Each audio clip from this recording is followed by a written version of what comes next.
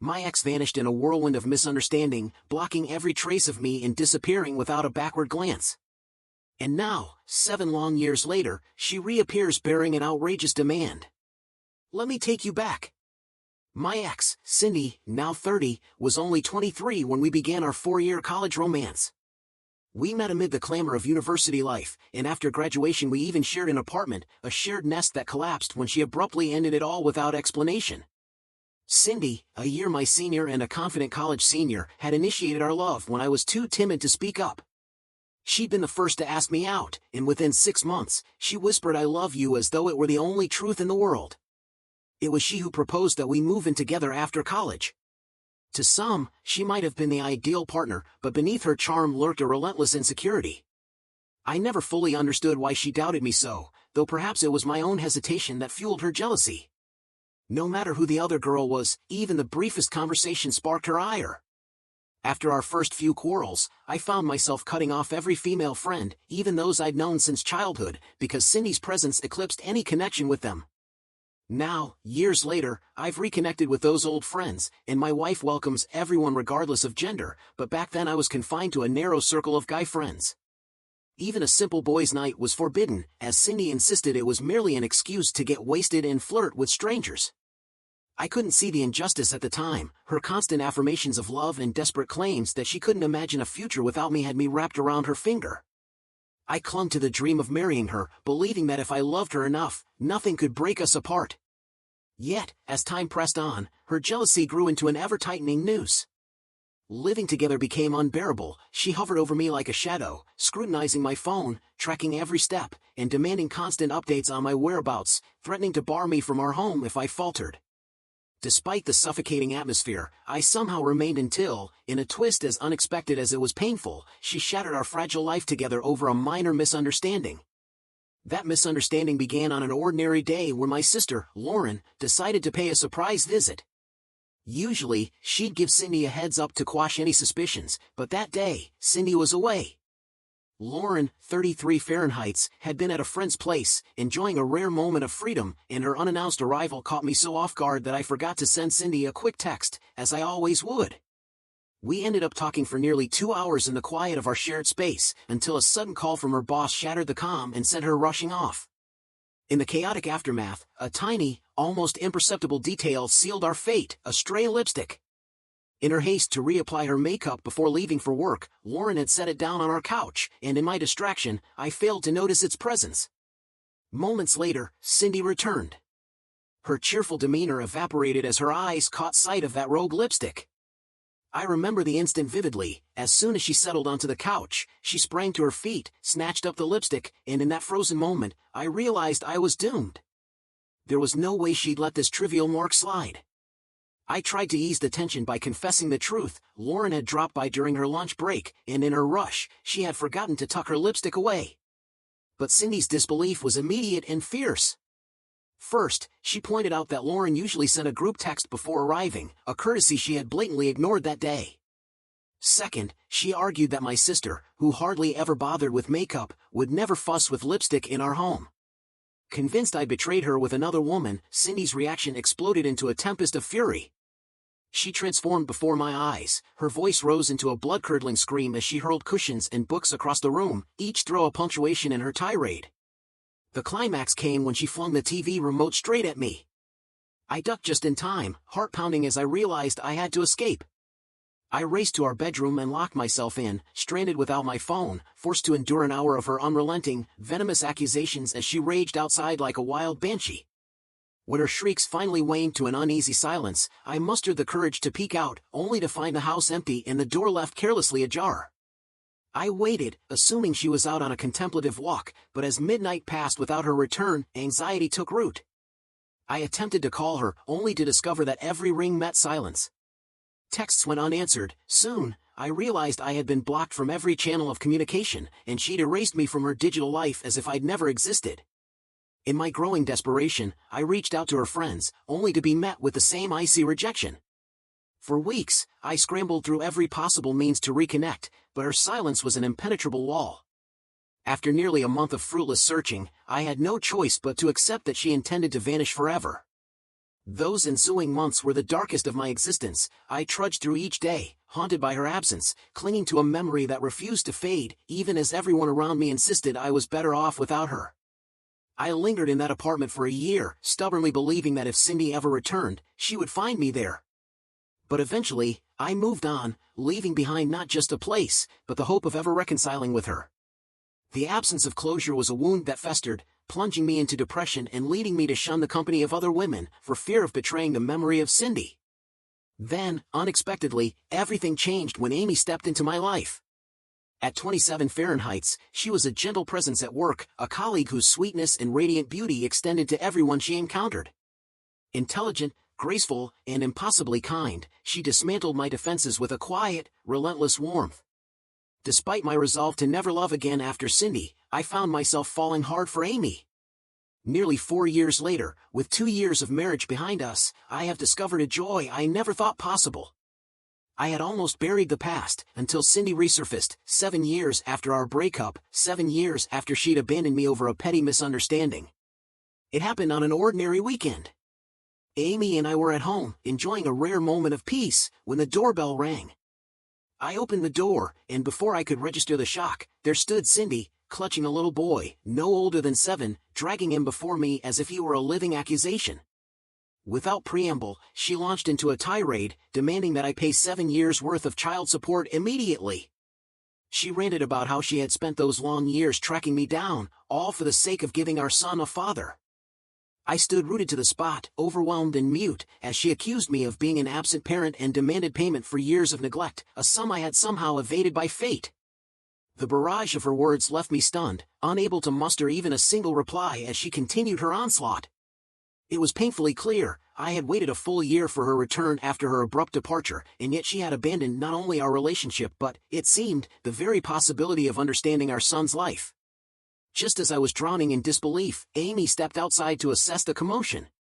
The moment her eyes met Cindy's, the color drained from Cindy's face, as if the weight of her actions had finally caught up with her.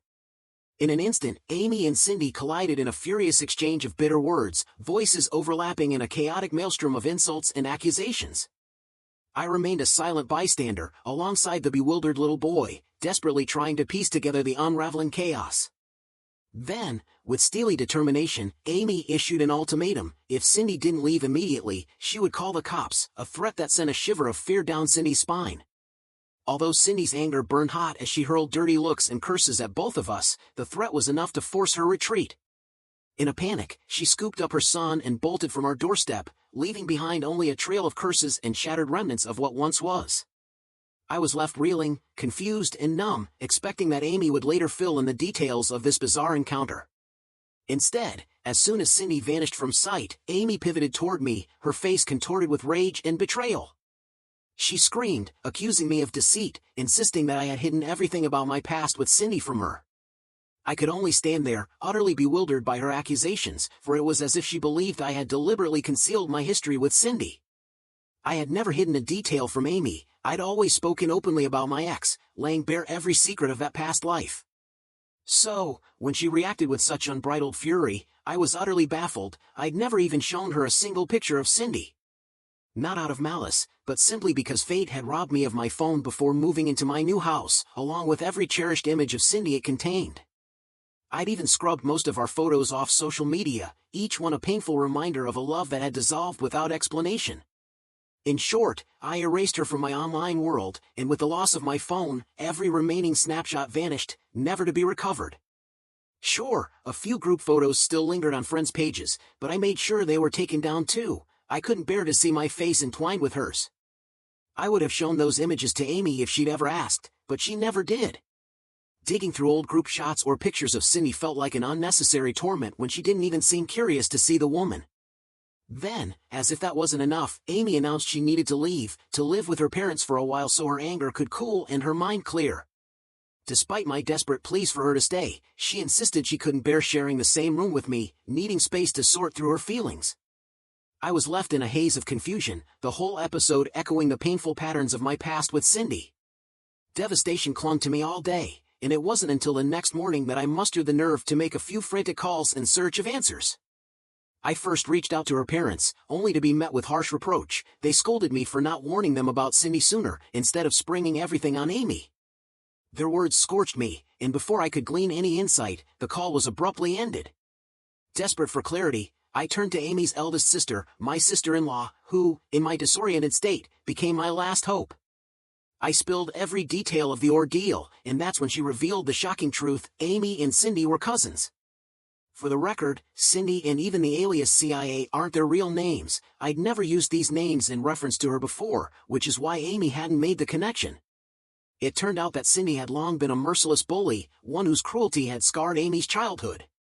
Their feud had simmered for years until it all erupted on Amy's 18th birthday, when Cindy hooked up with Amy's longtime boyfriend of nearly 3 years. The fallout was explosive, my in-laws seethed, and a furious brawl ensued between Amy's mother and the sister of Cindy's own mother, each side staunchly defending their child. In the end, the two families were irreparably severed, cut off from one another. But Cindy's vengeance didn't stop there. She later unleashed a torrent of vicious rumors online, forcing their parents to intervene once more. Ultimately, she backed down only because her own parents had ordered her to. That bitter chapter between the cousins had finally closed, until, mere days ago, fate forced them together again because of me. After that revelatory phone call, I began to understand why Amy had been so incensed when Cindy appeared at our door. That unexpected reunion, where Cindy, known to Amy as CIA, reawakened long-buried, painful memories, had shattered the fragile calm we'd been building. Later, when I finally reached Amy on the phone, her silence finally broken, perhaps by a word or two from my sister-in-law, I explained that I truly understood her hurt. I insisted it wasn't entirely my fault we'd never discovered this shared history sooner. She had never asked about Cindy, understandably leaving the past behind as she focused on our future. Had she simply inquired once, I would have instantly shown her a picture, and we wouldn't have been forced to confront this connection at such a painful time. I tried to explain my side in calm, measured tones, yet she still painted me as the villain, accusing me of failing to probe deeper into my own past, and insisting I should have uncovered everything sooner. I couldn't see how any of it was my fault, and I told her so, only to have her erupt in anger, calling me stupid and self-absorbed. She insisted that her own horrid history with Cindy demanded my complete understanding and respect, while I countered that I, too, had suffered greatly because of her. That comparison cut her deep. She snapped, declaring I'd won the Olympics for having the worst past ever, and then abruptly hung up. Since that call, Amy has ceased returning my messages or calls, leaving me to wonder if I had truly screwed up. Amy, who was always so composed, had lost her cool over this tender subject, and while I recognize how deeply it hurt her, I feel that my heart is equally fragile. It doesn't seem fair to pin the entire blame on me when I'm still left questioning what I did wrong. At least, I can find some relief in not hearing from Cindy any further. I'm certain that if she continues trying to meddle in my life, the chaos will only spiral further out of control. Update 1. Thank you all for your thoughtful advice. It means more than words can express. For those curious whether Amy had ever mentioned being relentlessly bullied in the past, no, she had kept that painful chapter locked away until my sister-in-law's call. Even though I wasn't at fault, I took the initiative to visit her at her parents' house. I was determined to salvage our relationship, believing that if we were to face this crisis, it would be us against the problem, not me versus her. Yesterday, after nearly a week of silence, I finally arrived at her doorstep. Both my in-laws and Amy were startled by my unexpected presence, but I didn't wait for pleasantries. The moment the door swung open, I swept her into a raw, unguarded embrace. For a few blissful minutes, we clung to each other in silence, our shared pain momentarily forgotten, as we both realized that, in that instant, who was right or wrong no longer mattered. When I finally pulled away, she immediately apologized, tears streaming down her face. She confessed that in the wake of Cindy's visit, she had been convinced that she'd lost me forever, overwhelmed by a meltdown that left her feeling utterly alone. Acknowledging that her behavior had been irrational and hurtful, she apologized again and again, her sobs filling the quiet room. Her parents and I did our best to comfort her, soothing her with gentle words as she wept. I felt relief mixed with guilt, relief that she saw how unfair she had been, and guilt for not reaching out sooner, for my silence having contributed to her breakdown. After a long, heartfelt conversation, she packed her things and returned home with me. We're not completely back to normal yet, but we're slowly piecing together our lives, trying to make sense of the whirlwind of the past week, including the lingering mystery of Cindy's visit, which we still hope to understand. Update 2. Hey everyone, we finally uncovered the truth behind Cindy's intrusion. No surprises there, it was all about money. The moment she arrived, her demand was unmistakable. She wanted child support for a child that barely felt like mine. Amy and my sister-in-law made a flurry of calls, desperate to get to the bottom of it, especially since their families had long been estranged. They soon discovered that the child wasn't mine at all. Apparently, Cindy had been dating another man for years, and I suspect she'd even been two-timing me in the final months of our tumultuous relationship. I have no solid proof, but it all adds up. After she broke up with me over something petty, she simply erased me from her life, as if I meant nothing. It seems she had already lined up another man to take my place, and perhaps was even pregnant by the time she left. The incident with my sister had been the most convenient way for her to exit. While most of her family knew about her other relationship, I was forbidden from speaking to them unless she was present. I would have remained in the dark if she hadn't made the reckless decision to appear at my doorstep, intimidating me into paying money. As it turns out, that other guy had dumped her a few months prior, and after she quit her job upon meeting him and having her baby, she was left with dwindling savings and mounting desperation. In a bitter twist of fate, he had done to her what she'd done to me, disappearing without explanation. Now, her parents refused to help her, determined to hoard their retirement savings, leaving her scrambling for cash. It's a selfish, chaotic mess, but it explains her desperation. Since her encounter with Amy at my house, none of her relatives have heard from her. I wouldn't be surprised if someone eventually steps in either to help her or report her to the authorities, because rumors suggest she's been scamming people out of money. These are just whispers, but after all that's happened, I wouldn't put it past her. Update 3. A belated update, Amy and I have decided to start couples counseling, along with individual therapy sessions. We realized that we hadn't been addressing the scars of her past as thoroughly as we thought. We were only one unexpected visit from Cindy away from total collapse, and we simply couldn't let history repeat itself. Meanwhile, word from relatives tells me that Cindy is now living with a new man she met online just days ago. He's already utterly smitten, even offering her a place to live. Her parents, however, are inconsolable over her erratic behavior, especially after she declared that they were no longer welcome to meet their grandson. Honestly, what did they expect? They had already turned their backs on her when she needed them most, and now they expect her to be okay with everything? It's absurd. They had always enabled her behavior, whether with me or Amy, and clearly the apple doesn't fall far from the tree. Amy and I can only feel deep sorrow for the poor child caught in the fallout of her mother's reckless decisions. But the real danger was just beginning.